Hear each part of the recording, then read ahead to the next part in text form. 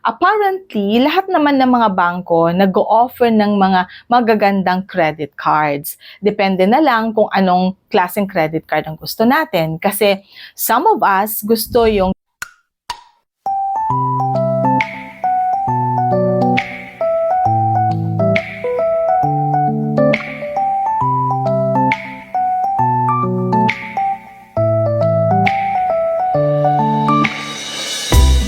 Okay, so hi everyone! Crisel Morales here. Welcome back dito sa ating YouTube channel.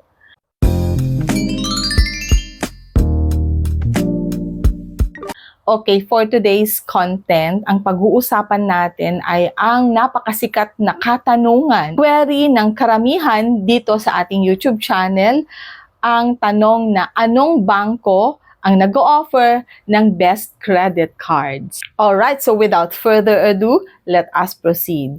Apparently, lahat naman ng mga bangko nag-o-offer ng mga magagandang credit cards. Depende na lang kung anong klaseng credit card ang gusto natin. Kasi some of us gusto yung mga credit card na kahit walang freebies, kahit walang points and rewards, basta mababa or walang annual fee. Meron namang yung iba dyan, gusto kahit medyo mataas ang annual fee, kung meron siyang freebies and then points and rewards to enjoy. So nakadepende pala sa atin kung anong klaseng credit card ang gusto natin. Kasi lahat ng mga bangko, I believe they offer good credit cards. Okay, so today I am going to present to you two banks considered as the top banks that offer credit cards tailoring the different needs and lifestyles of their client. At ano ang mga banks na to? Number one, BDO. Now, what makes BDO stand out? BDO has the strongest reward and cashback program. Kaya naman marami sa atin ang may BDO credit cards.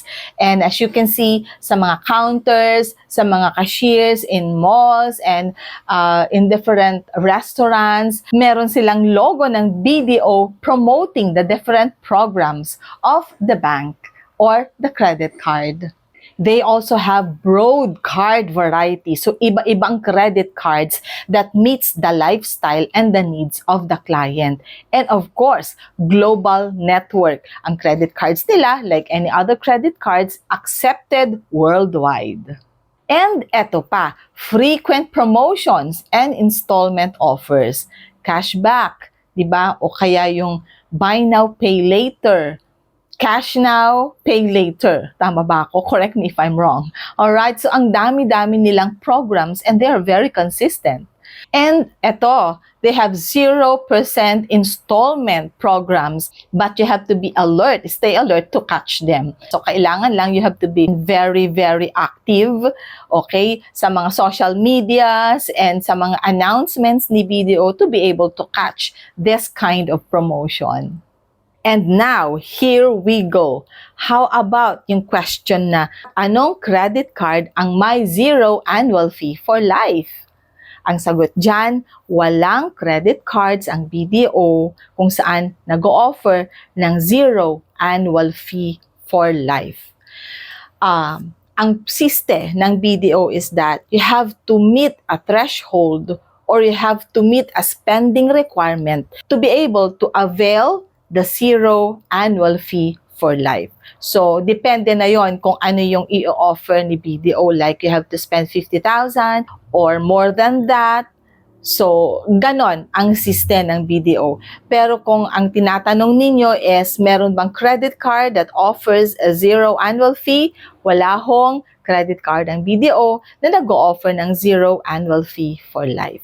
And now, let us proceed to the second bank that offers one of the best credit cards ever. Okay, sige. Metrobank, the best among the best also. Okay, so what makes Metrobank stand out? And so why do people love Metrobank credit cards also? The reason why is that credit cards of Metrobank also offers cashback, rewards, and dining discounts. Kaya naman marami ring may gusto sa Metrobank credit cards. Let us also emphasize yung kanilang cashbacks. So, meron silang 5% rebate on essentials. So, isn't that great? Kaya naman, no doubt, marami talagang may gusto din sa Metrobank credit cards. Aside from that, meron din silang 0% installment on special products and promotions in Shopee and Lazada. And eto na, pangmasa talaga, the Metrobank offers credit cards with no annual fee. At ang credit card na yan is yung Metrobank M-Free Mastercard.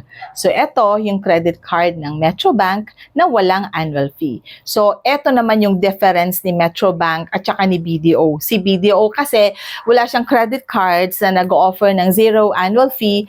Samantalang si Metrobank, meron silang Metrobank M-Free Mastercard wherein zero annual fee for life.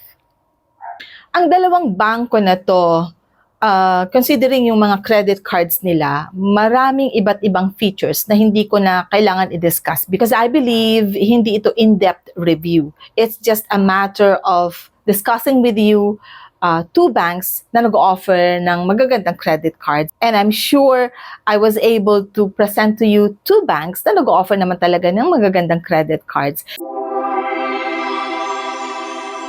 Now that I have presented to you two banks that offers some or the greatest credit cards in the Philippines, now it's your choice. It's your decision kung ano ba talagang credit card ang gusto ninyo at kung saan bangko kayo mag-a-apply, especially to the newbies. No?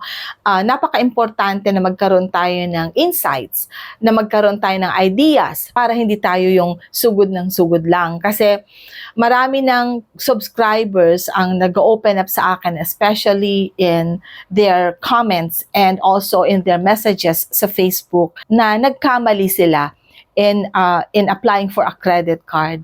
And kapag na-approve kasi at na-deliver sa'yo yung credit cards, the risk is meron din kasing mga credit card na pre-activated or self-activating na kahit hindi mo siya i-activate manually, may certain number of days na mag-activate na lang siya by itself. May mga ganong credit cards.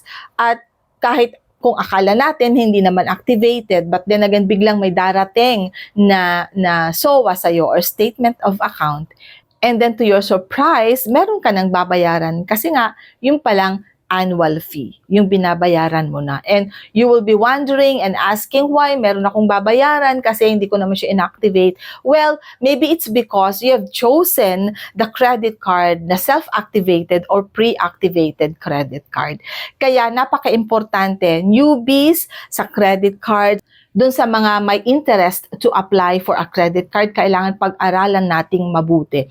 You can watch the different videos that we have in our YouTube channel para nang sa ganun you will be informed kung anong klaseng credit card ang nababagay sa atin because sometimes naka-base din sa lifestyle natin, sa needs natin, ang ating decision sa pamimili ng credit card. So with that, I hope you will be able to at least man lang compose yourself and your decisions in choosing and what kind of credit card you are to apply. Kasi napaka-importante that we are completely informed of the features, different fees, and charges na kinokolekta ng bangko bago tayo mag-apply para nang sa ganon, hindi tayo ma-surprise. Diba? Okay, sa mga BDO lover, I hope you got more knowledge of the credit cards that you have right now and the bank that you love. Dun din sa mga Metrobank lovers, now I know you will be able to love Metrobank even more, lalo-lalo na kung ang hinahanap ninyo ay ang credit card na zero annual fee for life. Meron tayo niyan.